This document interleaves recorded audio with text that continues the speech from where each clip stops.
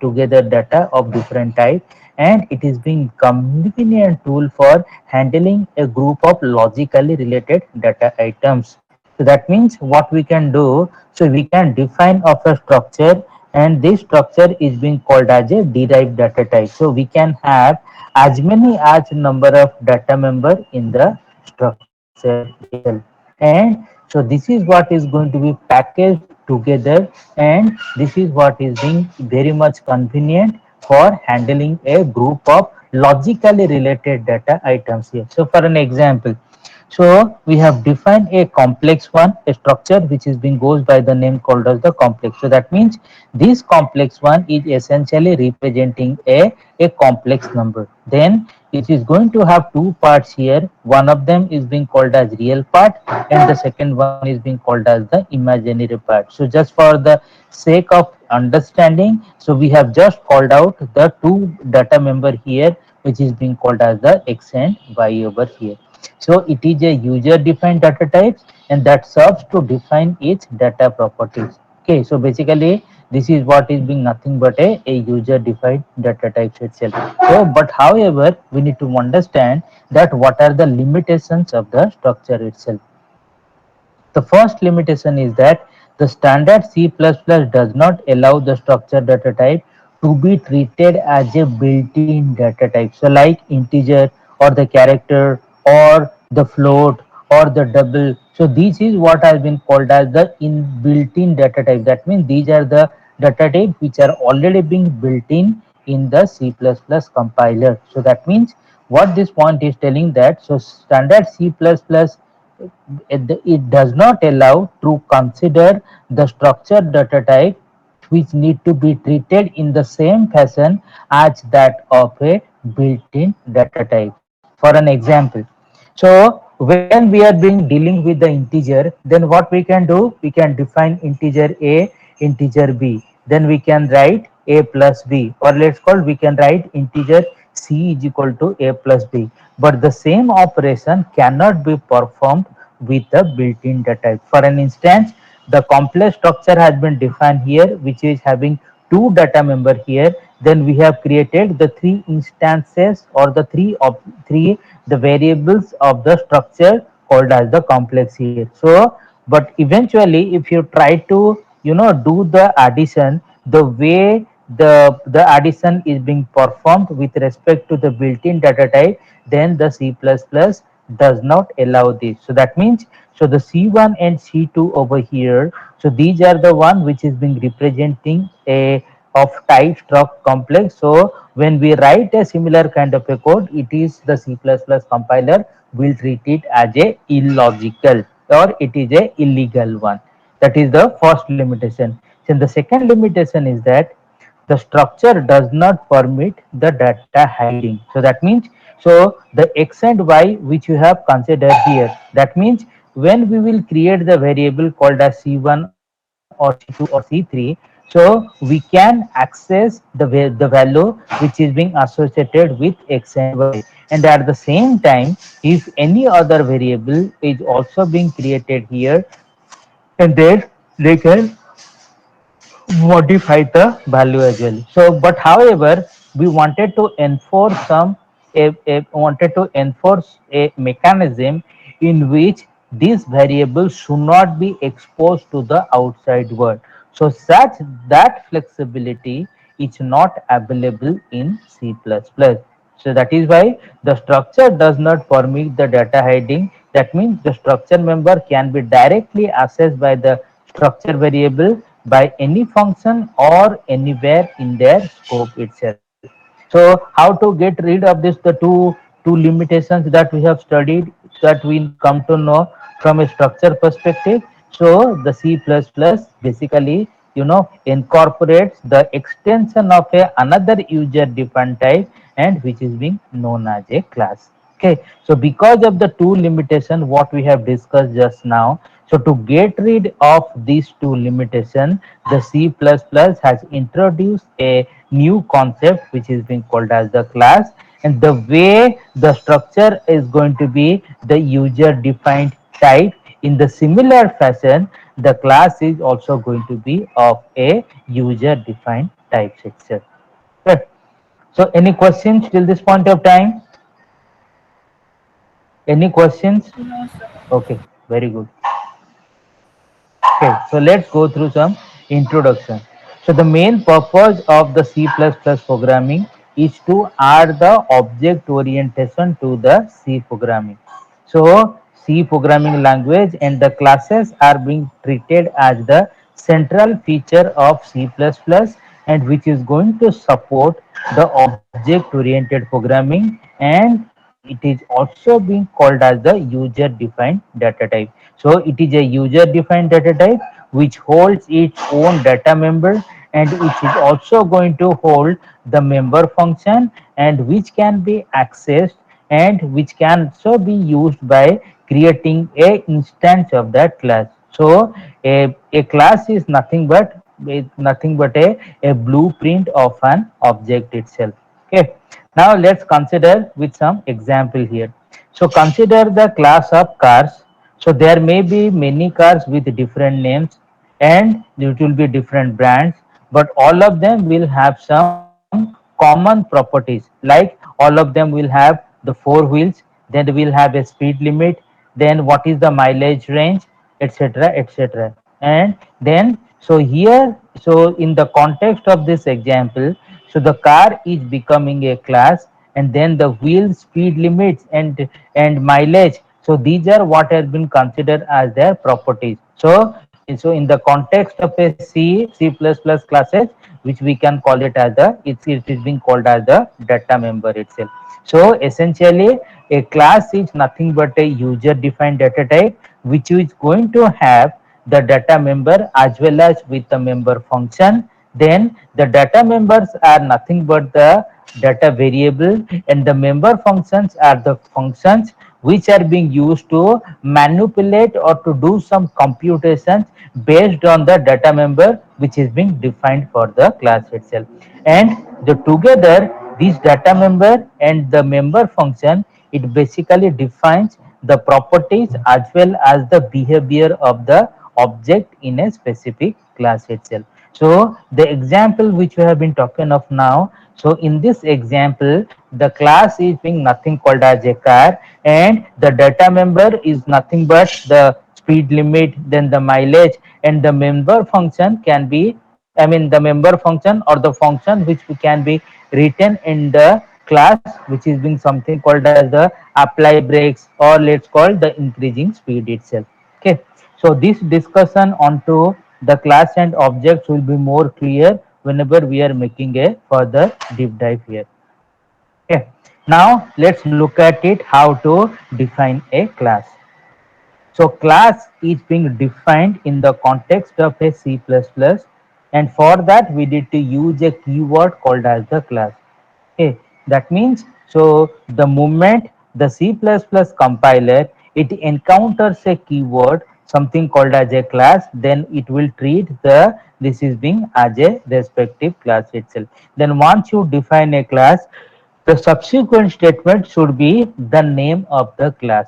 So in this example which has been given over here, so this is a class which is having has been given a name called as the box here. So the body of the class is being defined inside the curly brackets, and it is what has been terminated by a semicolon at the end. So that means this is a class box which you have defined here, and which is going to have the three attributes here, or the three data member here. The first data member is being length, the second one is being breadth, and the third one is being called as the height here.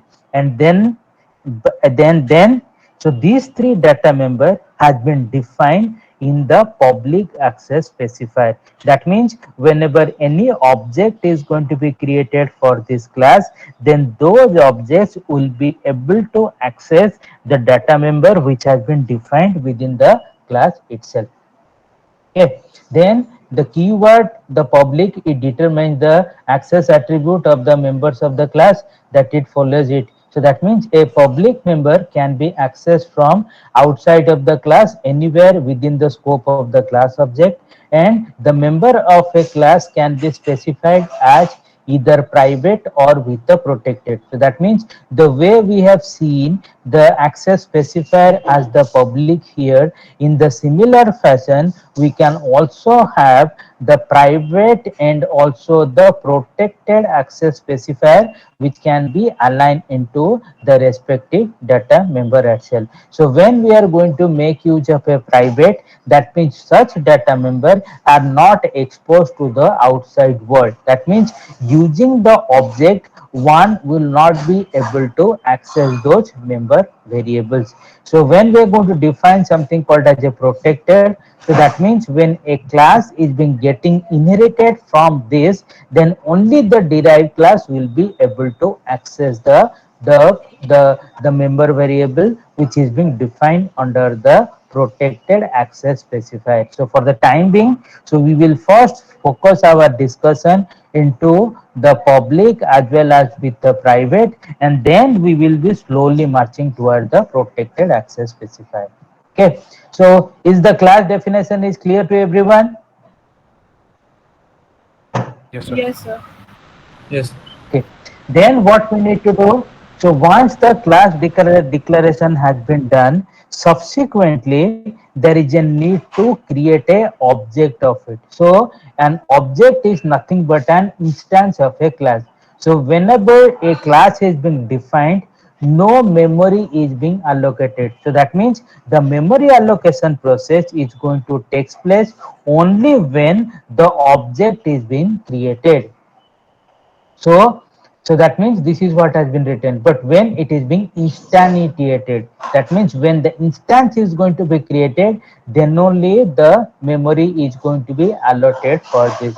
So, to use the data in the access functions, then the function defined in the class, there is a need to create the object. And then what is the syntax to create a object?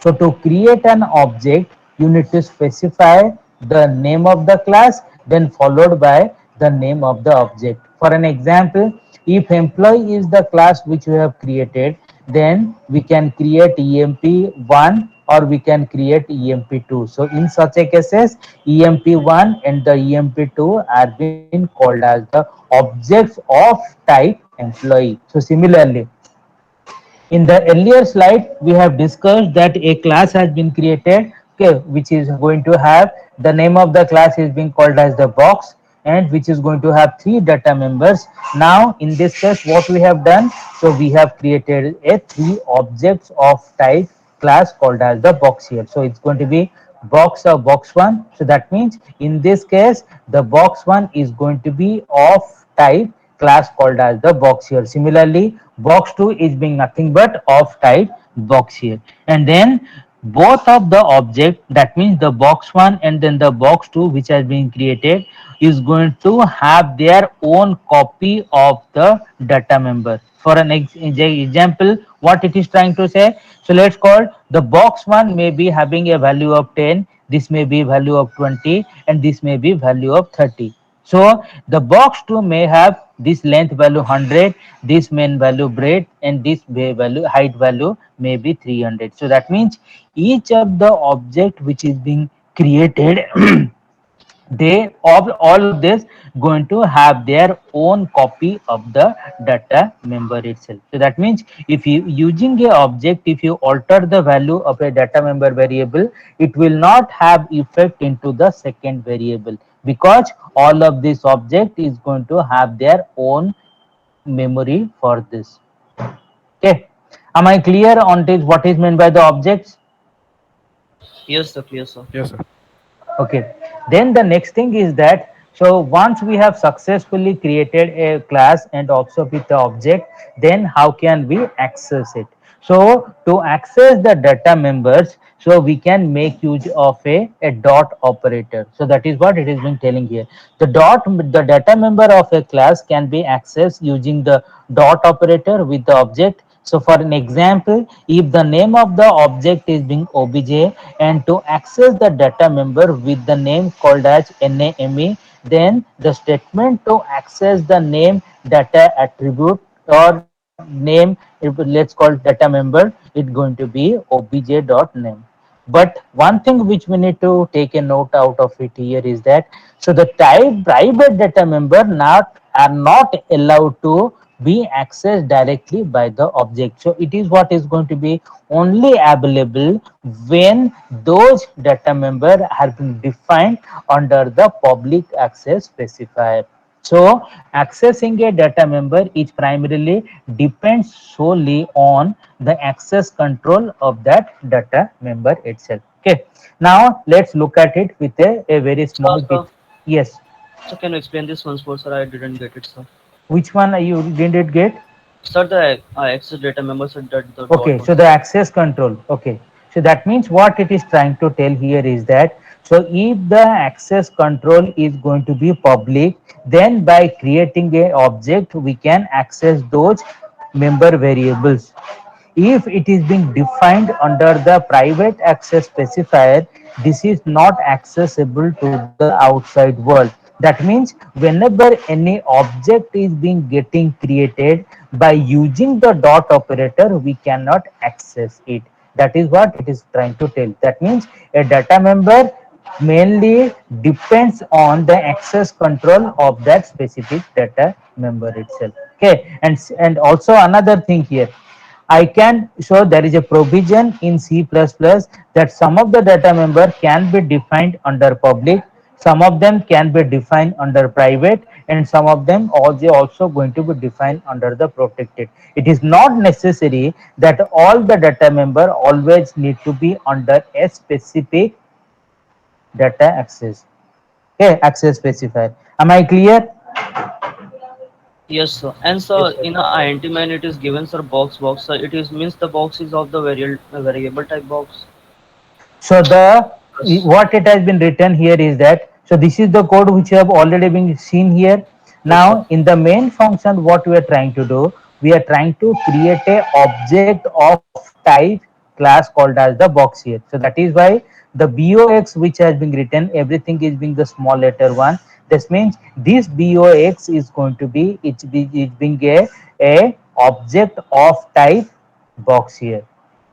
Okay, then what you will do, so this is a traditional, I mean a variable declaration here. So it is trying to create a volume, and which is going to be of data type called as the w and double, and it is what has been initialized to 0. Then once the box subject has been created, and we know that this data member which is being defined under the class are being under the public access specifier. That means such data members are being accessed to the outside world, which means using the object we will be able to access those data members. So that is why what we have done here, the using the box as an object, so we have invoked all the three attributes of the class called as the box, and then using the dot operator, then we have assigned some default values to it. That means 5.0, 6.0, and the 7.0 itself. Okay, essentially what we need to do, so the objective of this program is that we wanted to demonstrate it, the program, to calculate the volume of a box here. So that is why, so to calculate the volume of the box, then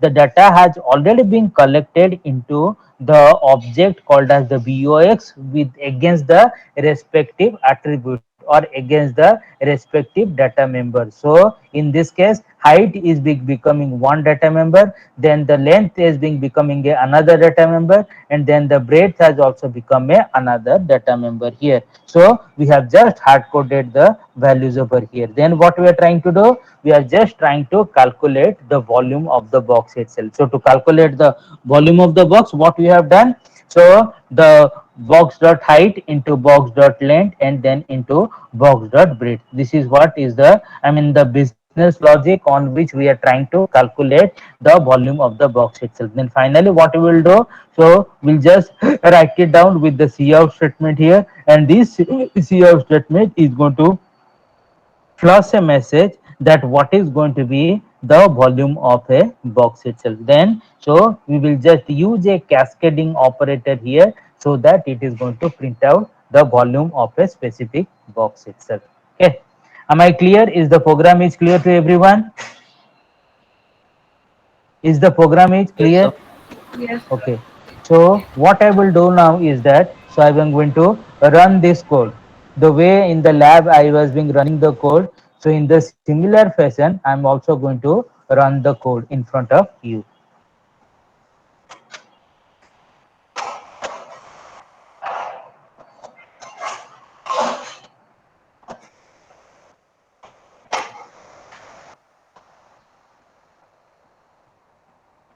Okay, I hope that my screen is visible.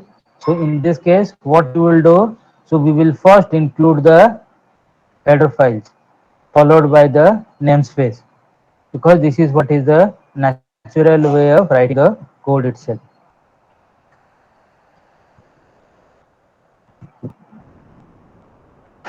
Okay, then what you will do, I'm going to write out the a minimum the integer main function here.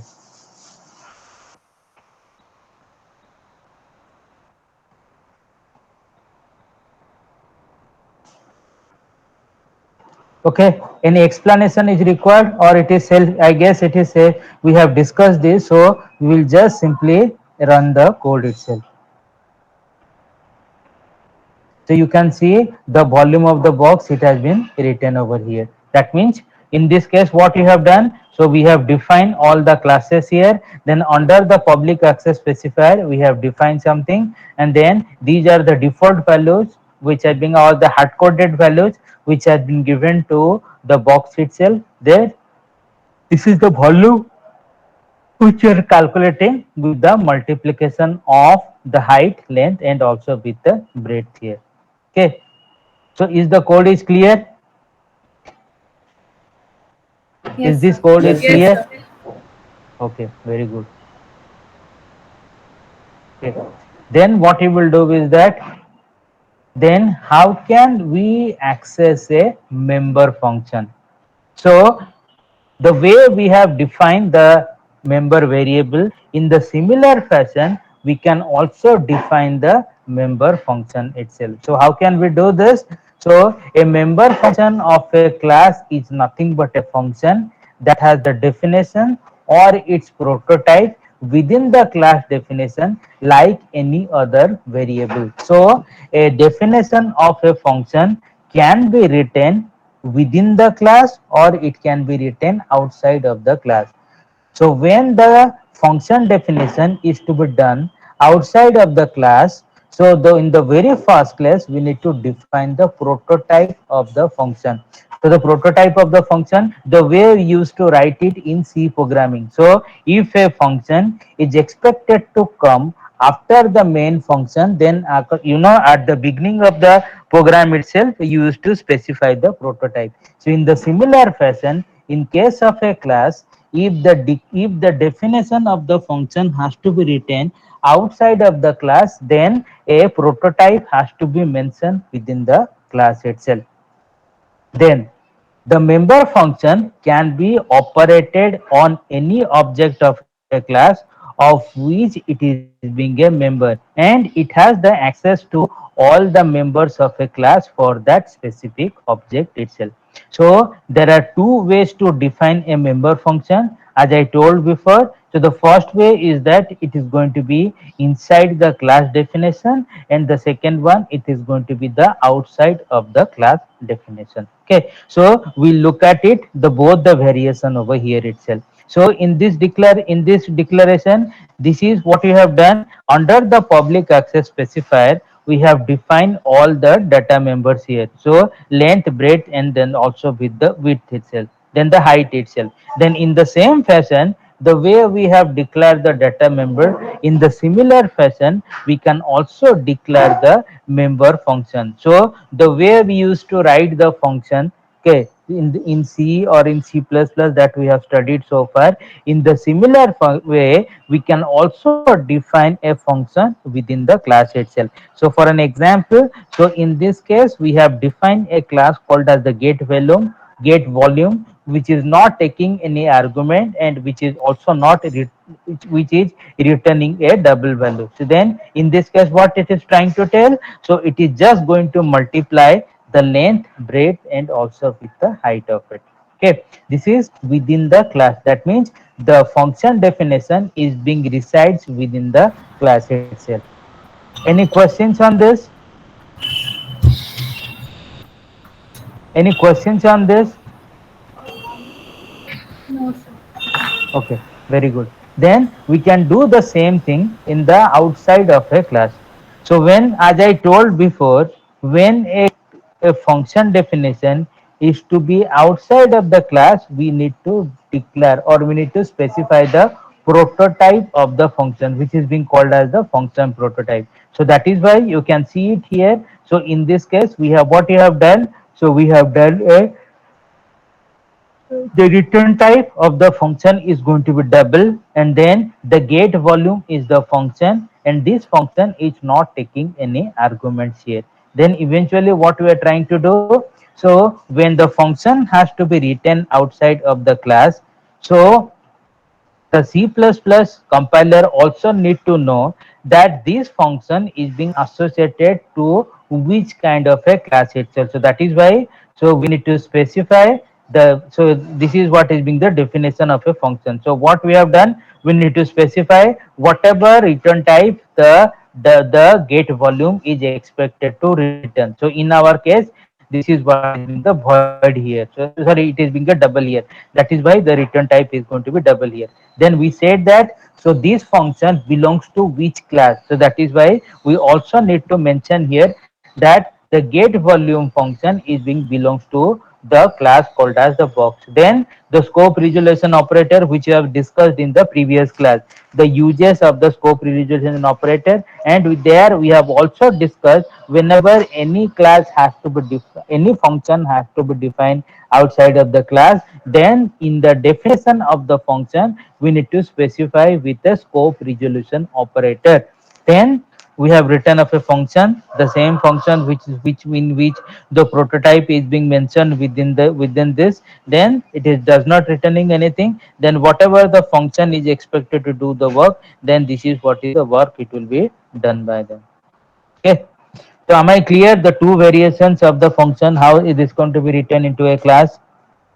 So, Yes. so before the definition, it should be declared, no? The declaration is being here, right? We have declared it, correct? Sir, in the inside class definition. Yes. So we need to define it within the class itself. So it is nothing but a function prototype. The way we have written up the function prototype in C, in the similar fashion, we also need to mention the function prototype within the class itself. Okay. Am Sir, I clear? I'm asking inside the class definition. So this is outside class. It is declared, and then it has been means defined. Sir, what about the inside the class definition, sir? Inside the class definition, we are defining it, right? Yes, sir. Okay, so in this case, we do not need to have a function prototype here because the class itself is going to have the definition of a function. But in the other case, it will not have the definition, it will have only the declaration of the function. Sir, it means that in the inside class definition, we have to only means define and call the function. No? Calling function, I have not discussed it yet. Yes, sir. Okay, so this is just to illustrate you that the way we have captured the member variable within a class, in the similar fashion we are also going to have the member function within the class itself. Okay, how to call the function, that we will be looking at it. Okay, sir. And sir, can you please explain this last line double box, then scope resolution operator, sir? Okay, so this is what is being nothing but a syntax. That means what it is trying to tell here is that, so you have defined a the function prototype within the class itself. So what is the return type of the function? It is the double. So that is why the return type is being mentioned here. Then second thing, you also need to let the C++ compiler that the function which has the which definition has to come up, it is actually belongs to which class. So that is why we also need to mention the get volume is the function, it's nothing but a part of the box class itself. So that is why the box has been written over here. And so to split or the separator the separator between the class and also the function is being called as a scope resolution operator. So that means if a function has to be defined outside of a class, then it is mandatory to use a scope resolution operator. Am I clear now? Yes, I got it, sir. Thank you, sir. Okay, then a member function will be called using a dot operator. So the way we have seen in the earlier cases how to invoke the data member using a dot operator, in the similar fashion the object can invoke the function using the dot operator as well. So basically, this is what is being a simple, the simple example on calling the respective function. So let's call a box, and my box has been written here. That means I have written a something called as a box here. Then using this object whose name is my box, we are just calling the get volume function itself. So that means in this case what will happen, so using the object called as the my box itself, the get volume function will be called out. Am I clear? Is this being Yes. clear? Is it clear? Yes, sir. Yes, sir. Okay, we wanted to do the classwork or we can skip. Do we need to do the You classwork or can we Yes, can skip, sir. sir. skip? We can Yes, sir. skip. Okay, No, sir. very good. Okay, then the next thing is being called as a inline function. So the inline function which we have already been discussed. So when we discussed with the function in the previous unit, so we have basically discussed what is meant by the inline function itself. Okay, do we need to go through or we can skip this? Sir, it is good to go through, sir. Okay, so the inline functions are a C++ enhancement feature to increase the execution type of a program, because whenever any function is being associated with a keyword called as the inline, so the jumping of the code from one segment to the another segment will not happen. Rather, what will happen is that the binary equivalent of the function definition or the body of the function will be replaced with wherever the function has been called up. So therefore, to avoid the jumping from one section to another section, so the inline function is being primarily used. So the functions can be instructed to compiler to make them inline, so that the compiler can replace those function definition whenever those are being called, and hence the compiler is going to replace the definition of a functions at the compile time instead of referring to the function definition at the runtime itself. So that means what it is trying to tell, so whenever we have associated a function with the inline keyword, then wherever it is going to be called, then at those places the function code will be directly available, and this exercise is being done during the compilation process itself in comparison to the runtime one. Okay, so remember one thing, so that is what we need to remember. So this is just a suggestion to compiler to make the function inline. If the function is big in terms of the executable function, then the compiler can ignore the inline request, and this is what is going to treat the function as a normal function.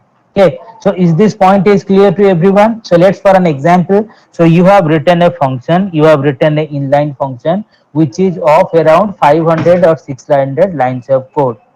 So for such a big, a function with a big number of statements, then the compiler can also take a automatic decision. So the automatic decision is that it may also ignore the inline keyword. So if it is going to ignore the normal keyword, then what will happen? So it is going to work like a traditional functions. So how to make a function inline? So to make a function inline, we need to start a definition with by associating a keyword which is being called as the a inline here. So all the member function defined inside the class definition are by default inline. So that means the cases which you have seen here, that means this get volume, the function which is being defined within the class called as the box, that means this function by default it becomes a inline function. That is what it is trying to tell. But you can also make any non-class function inline by using a keyword inline with them. So the inline functions are actual functions which are copied everywhere during the compilation, like the preprocessor macros. So the overhead of function calling is being getting reduced. So is this point is clear to everyone? Is this Yes, sir. point is clear to everyone? Okay, very good. Then how do you make a function inline? So we have a class which has been mentioned here. So in this class, then what you have done? So we have defined under the public access specifier, then we are going to define it as a inline one, because what we discussed just now, we discussed that whenever any function definition comes up within the class, then by default this one is being treated as a inline function. So even though if you are going to add a inline keyword here, it's not going to create any problem, but this is what has been treated as a bad programming style. So that means, by default, if the compiler is expected to do something, and if you are overriding the default behavior, okay, in some occasion it works and in many occasion it will not work. So that is why, so the C++, the governing body, they have decided that, so this kind of a style is being considered as a bad programming style. So the best programming style is just to write the prototype of a function within the class and specify it as an inline in the function definition. So that means what it is trying to do with respect to this example. So if the class definition is going to be at the outside of the class itself, then you declare the, the function prototype declaration has to come within the class. But in this case, we can just add a function called as the inline here. Then this get volume function is going to work like a inline function. Am I clear? Is Yes, this sir. clear? Okay. Now this is what has been a simple example has been given here. So there is a class S has been here. Then under the public access specifier, we are defining a, sorry, we are declaring a function prototype. So the function prototype is integer square, and it is also being taking a integer arguments here. So my function class definition is being over. Then we are going to make this function as a inline by associating this with the inline keyword here. So that is why the inline has been mentioned here. Then what is the return type of the square function? The return type is being integer. So that is why the integer has been come across. Then what is the name of the class for which the object has to, for which the function has to be defined? Now the name of the class is being called as the S. Then we need to use a scope resolution operator. So the scope resolution operator has been used here, and then we are going to have the reflect the name of the function itself. So the name of the function has been defined here. Then the body of the function, whatever you intend to do, so that is what will come up as a body of it.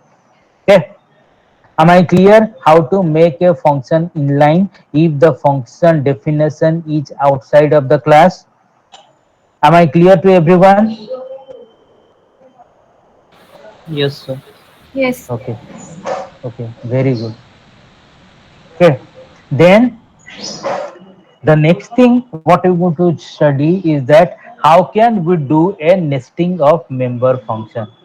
That means we have already been studied the nesting of the loop. That means a loop can reside under another loop. So similarly, a function can call a another function. So that is what it is being called as a nesting of the member function.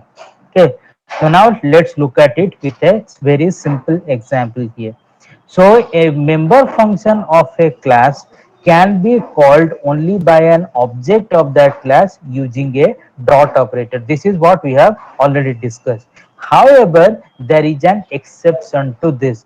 A member function can be called by using its name inside another member function of the same class, and hence this concept is being known as a nesting of a member function itself. Okay, that means a function which is being calling another function which is being defined in the same class, then this concept is being called as a nesting of a member function itself. So let's look at this example over here. So we have a class called as the set here. In this class, the m and n are being written under the private access specifier, because nothing is mentioned here, isn't it? So when nothing is being mentioned here, then by default it will treat it as a private one. Then under the public access specifier, we have written three member function here. So the first member function is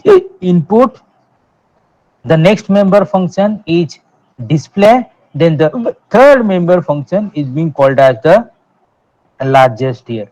Okay, so these are the three functions which you have declared in the class. That means each member function definition has to be outside of the class itself. So that is why this is what we have written: integer, this is the return type is going to be this, then the largest return type is integer, that is why it is. Then we are associating with the name of the class, then also with the name of the function. Then is there any argument this function is being taking? The answer is no. So that is why, to be on the safer side, then we are making it as a void here.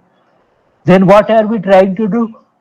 We are trying to compare the two elements here. If m is being greater than or equal to n, then we are returning the value of m. Otherwise, the value of n is being getting returned to the caller function itself.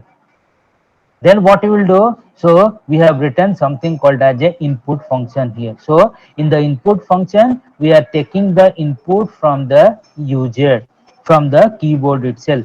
Okay, that means the value of m and n are being getting read here. Then subsequently what has been happened is that in the display function, so we are calling out the largest value, and within the largest value we are just calling the largest function here itself. That means, so this display function which is being a part of the class called as the set, and this display function is also being calling another function which is being called as the largest, which also do belongs to the same class wherein the display function is being declared, or later it has been defined. Then so the same, the definition of the function has to come. Then within the body of this, then what we are trying to do, we are just trying to call a another function which is nothing but a member function of the same class itself.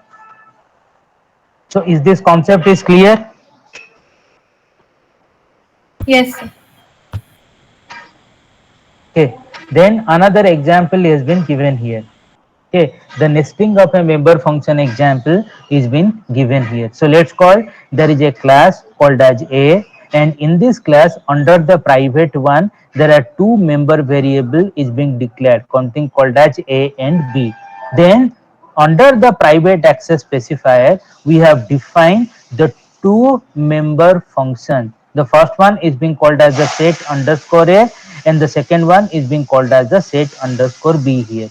So in this case, my this is what is being taking an a value which is being passed as a, and this is what has been taking a value of b here. Okay, what this function is being doing? So this is what is going to make use of a this pointer. Okay, now let's try to understand what is meant by a this pointer here.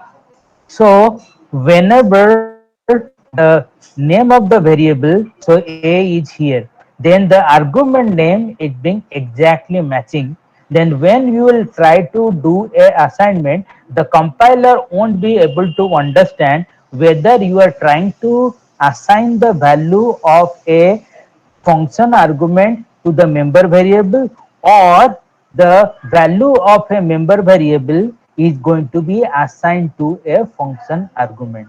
Okay, so that is why, to get rid of the confusion which is going to be created by the C++ compiler, so they have come across with a provision by which they can use the this pointer. So that means when the this pointer is being associated, then it will always treat the member variable. That means this, the arrow mark a, this a is going to represent this value. Similarly, this b is going to represent this value.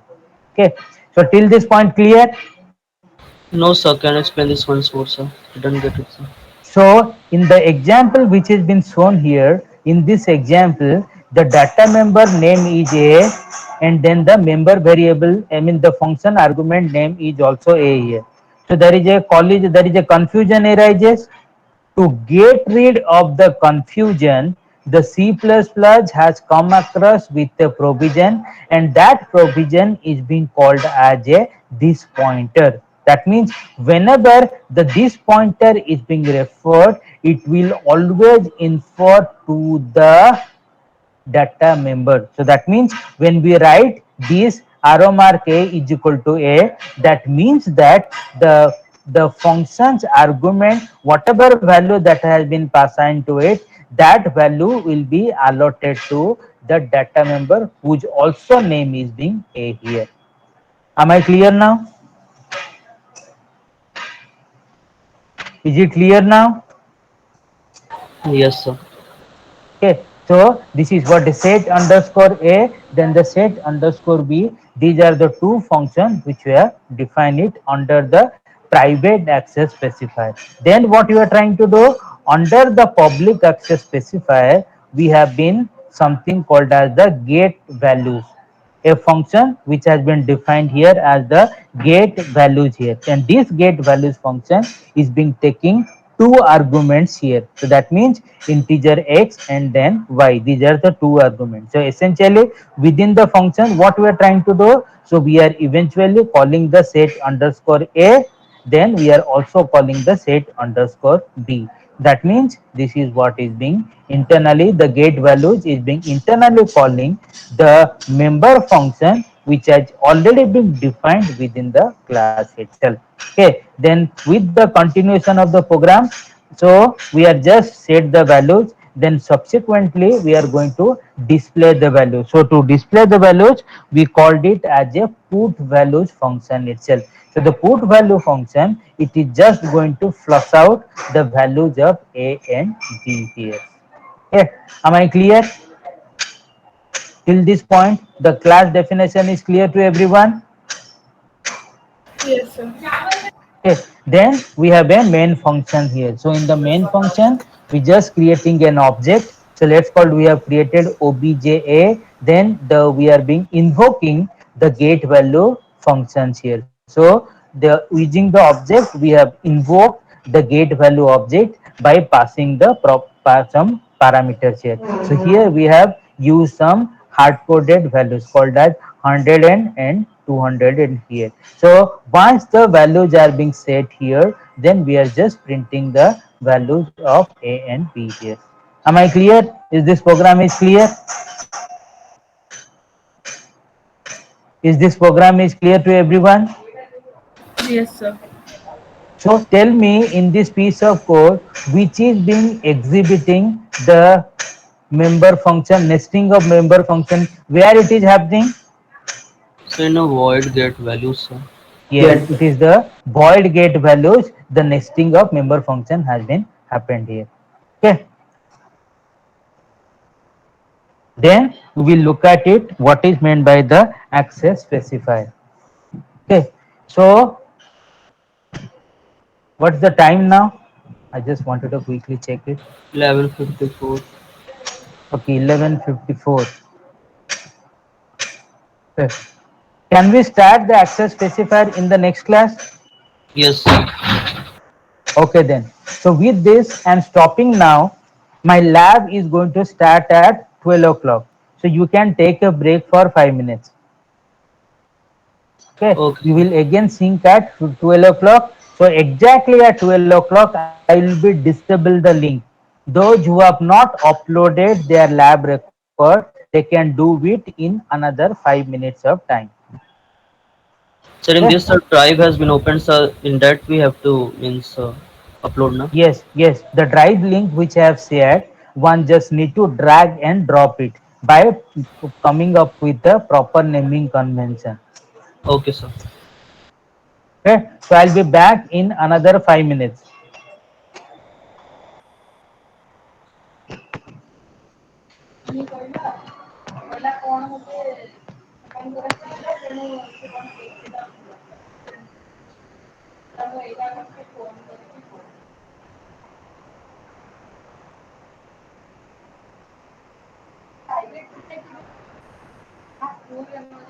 ମୁଁ already ଦେଖିକି ଆସିଛି ସିଏ କାଲି ଆସିବ ମୋ ମାମୁନି କହିଥିଲେ କାଳେ ଯଦି ସେମାନେ କିଛି ଡିସକାଉଣ୍ଟ ଦେଇଥାନ୍ତି।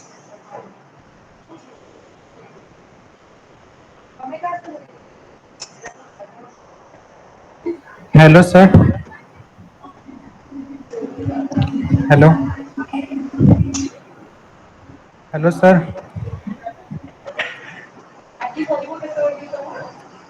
ରହିଯିବ।